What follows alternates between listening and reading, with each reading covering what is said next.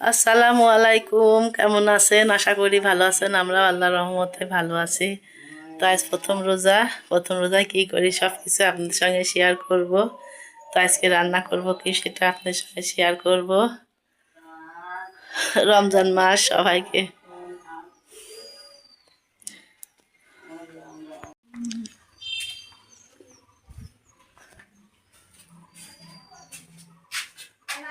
তো এই যে এই মাছগুলা কিনে পাঠাইছে, এই যে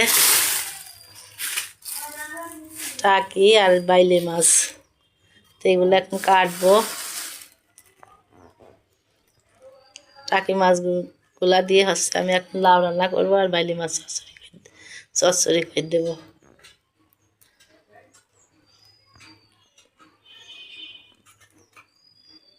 এই যে মাছটা কাটা হয়ে গেছে, এদিকে এই যে লাউ কাটাও হয়ে গেছে। আমি এখন এই যে আগে লাউ তরকারিটা চুলাই দেবো।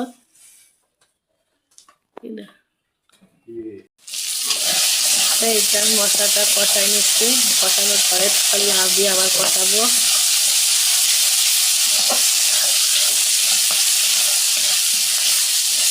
আমি লাউটা রান্না করছি কাঁচামরিচ দিয়ে।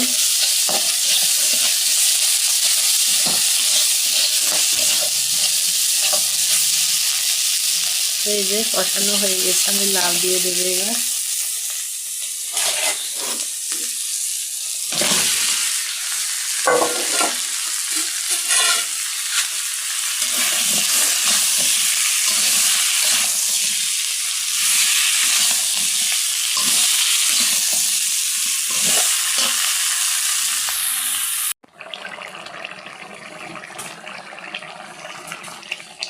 এই যে আমার এদিকে তরকারি হয়ে গেল। এইদিকে যে আমি ছোলা সিদ্ধ করতে দেবো, তার জন্য এই যে আলু দিয়ে দিলাম, এর ভিতরে চপেরও আলু দিয়ে দিলাম, একসঙ্গে সিদ্ধ করব। আর এদিকে দেখেন কাজে কাকে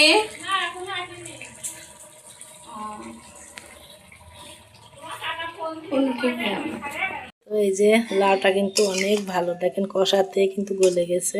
অনেক লাউ আছে তাকায় থাকে, ওই লাউ তরকারি কিন্তু ভালো লাগে না।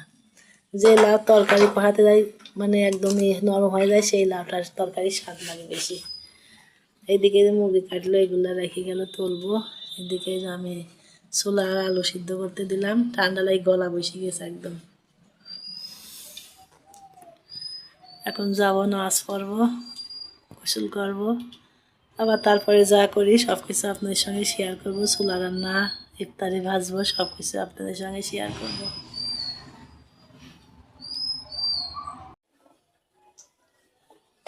তো এই যে ইফতারি ভাজা শুরু করে দিছি, বেগুনি ভাজা চলছে।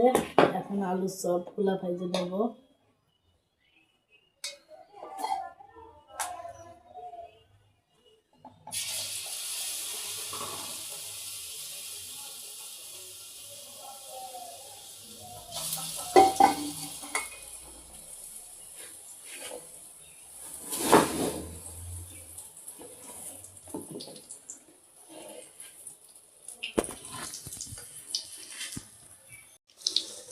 এই যে আমার বেগুনিগুলো দেখেন কেমন হয়েছে। আর এই যে আমরা কিন্তু রোজার সময় ইফতারি একটু বেশি করেই ভাজি। আমি রোজার সময় ইফতারি খাওয়া খেতে কিন্তু অনেক সুন্দর লাগে। তারপর দোকানে ইফতারি যাবে, ওই জন্য আর কি বেশি বেশি করে ভাজা হয়।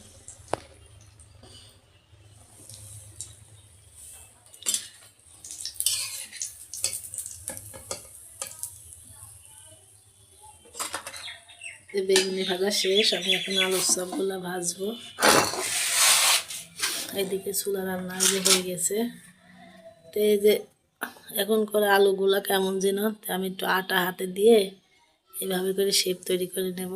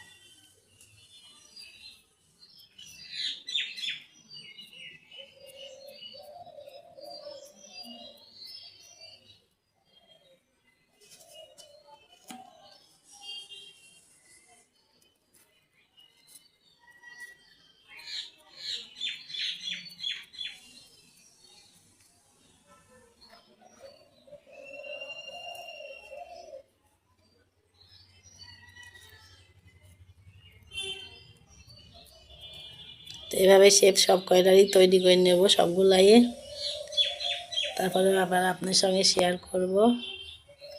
এই দেখেন আমার চুলা রান্না কিন্তু হয়ে গেছে, বেলাও শেষ, আসরে আদান পড়বি মানে এখনই।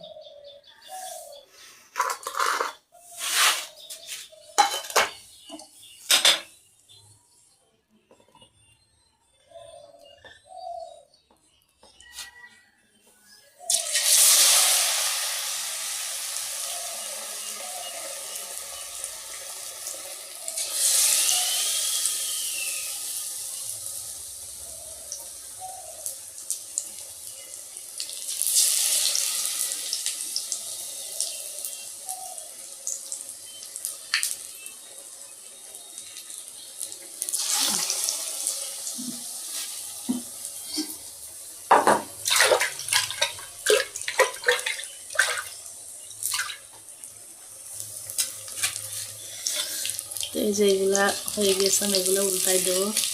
আর কিন্তু অনেক তাপ দেখা যাচ্ছে, জ্বলছে না কিন্তু অনেক তাপ, দেওয়ার সাথে সাথে হয়ে যাচ্ছে মনে হচ্ছে যেন।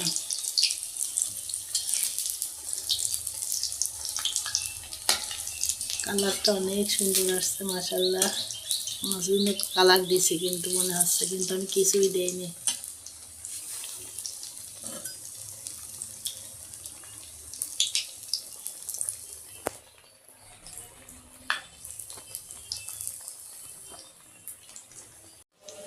তো এই যে এই জায়গায় আমার বেগুনি আর আলু সব ভাজা হয়ে গেছে, এই জন্য পেঁয়াজ ভাজছি।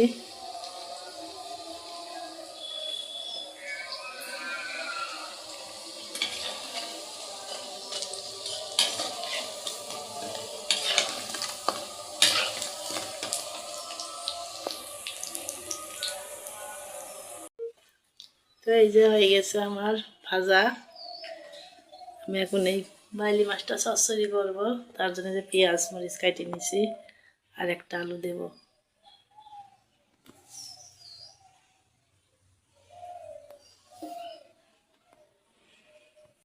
তো এই যে দুধ জাল দিয়ে রাখছি, কিনতে যাই 3 পোয়া, কিন্তু বড় হাঁড়ির জন্য মনে হচ্ছে কতটুকু দুধ। তো ইফতারি সব বাড়াবুড়ো কমপ্লিট, যার যার ঘরে শেষে। আমি এখন একা একা ইফতারি করবো আমার ঘরে। ইফতারি ভাজলাম অনেক করে, যে দোকানে নিয়ে যাবে, এখন বলছে দোকানে নিয়ে যাবো না, তো অনেকেই বেশি আছে, থাক সব খাবি নে পরে, ইফতারির পর খাবি না। এই যে আমার প্লেট, মুড়ি একটু বেশি হয়ে গেল।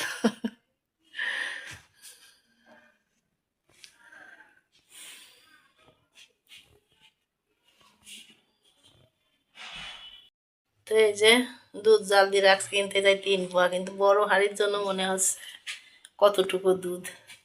তো ইফতারি সব বাড়াবুড়ো কমপ্লিট, যার যার ঘরে শেষে। আমি এখন একা একা ইফতারি করবো আমার ঘরে। ইফতারি ভাজলাম অনেক করে, যে দোকানে নিয়ে যাবে, এখন বলছে দোকানে নিয়ে যাবো না, তো অনেকেই বেশি আছে, থাক সব খাবি নে পরে, ইফতারির পর খাবি না। এই যে আমার প্লেট, মুড়ি একটু বেশি হয়ে গেল।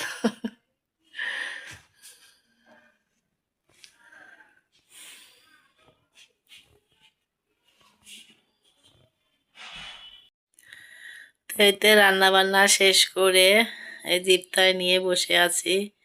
সবাই ভালো থাকবেন, সুস্থ থাকবেন, আমাদের পাশে থাকবেন।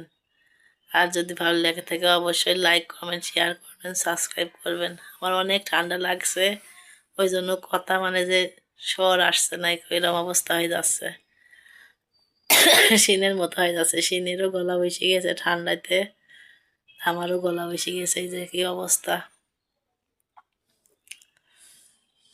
এখনও রাত্রে মাছ মানে বাইলি মাছটা চচ্চড়ি করবো, সেটা করা হয়নি। তো রাত্রিবেলা ভাবছি করবো, মানে এই রাতে একটু খাবি, ওই রাত্রে আবার রাখি দেওয়া হবে, আর ডাল হবে, আর দুধ ভাত থাকলে কিছুই লাগে না, একটু তরকারি দিয়ে খালি আর একটু দুধ ভাত দিয়ে খালি হয়ে যায়, বেশি একটা খাওয়া লাগে না রোজায়। শীতের দিনটা তারপরে কিছুই মনে হচ্ছে না, ভালোই লাগছে, মনে হচ্ছে যেন খাইয়ে আসি।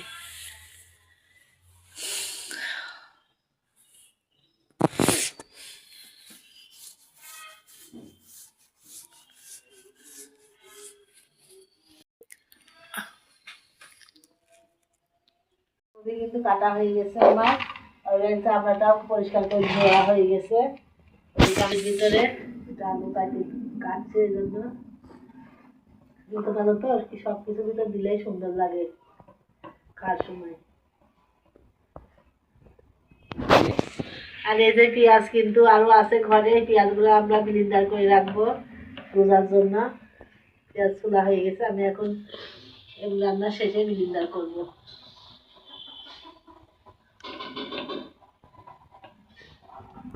আমি এই পাতাকপিটা কিন্তু একটু ভাপ দিয়ে নেব, ভাপ দিয়ে পানিটা ফেলে ভালো করে ধুয়ে নেব। পাতাকপি আর আলু আমি একসাথে ভাপ দিচ্ছি।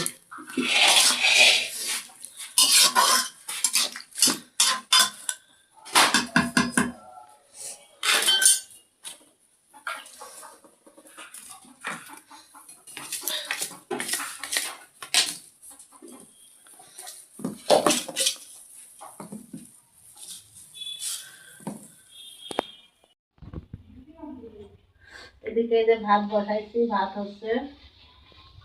মাঝে মাঝে চুলায় রান্না করি, এই চুলায় করি। আর এদিকে আমি যে তারপরে এই যে থাকে ওইগুলো ধুয়ে পরিষ্কার করে নিচ্ছি। আর এই যে শাকটাও কাটবো কুচি কুচি করে কেটে, আমরা আলু দিয়ে ভাজি করে খাই। আলু দিয়ে ভাজবো, আমি এটা পরিষ্কার করে নিই, তারপরে ওটা পরিষ্কার করবো। তো এই যে পাতাকপি আমি ভাপ দিয়ে নামাই রাখলাম। এখন এই যে আমি চামড়াটা একটু কষাই নিচ্ছি, তারপরে কপি দিয়ে একসাথে কষাবো আমি।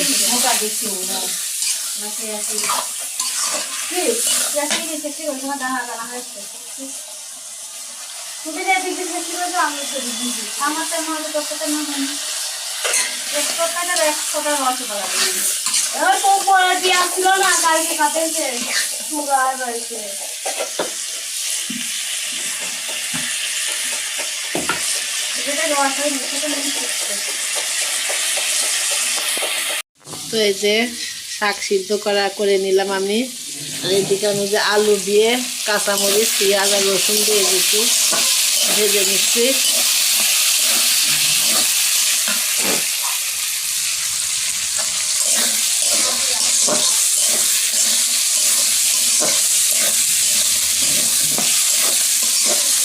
আমার যে কিন্তু মটরের শাক আলু দিয়ে ভাজি করে।